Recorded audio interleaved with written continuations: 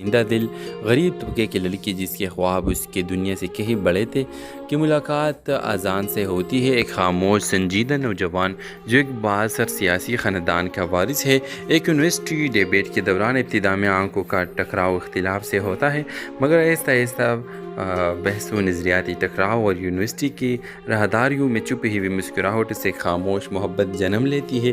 لیکن تقدیر جیسے کہ ہمیشہ ہوتا ہے کہانی کو پلٹ دیتی ہے۔ زویا کا والد ایک ایماندار ریٹائرڈ استاد کرپٹ سیاستدانوں کے سخت مخالف ہے، اور اسے علم نہیں کہ اذان اسے نظام کا حصہ ہے۔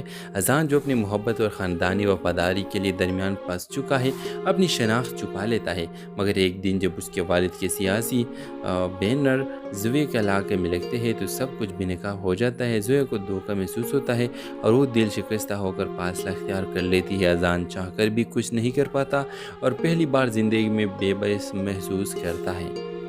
ویورز، اسی دوران اذان کے والد اس کی منگنی مشعل سے طے کر دیتے ہیں، جو ایک بزنس ٹائکون کی بیٹی ہے، تاکہ سیاسی اتحاد قائم رہے، مگر اذان کا دل اب بھی زویا کے لیے دھڑکتا ہے۔ زویا اپنی زندگی کو آگے بڑھانے کی کوشش کرتی ہے، ایک NGO میں بچوں کو پڑھاتی ہے، مگر ہر بچہ، ہر مسکراہٹ اسے اذان کی یاد دلاتی ہے۔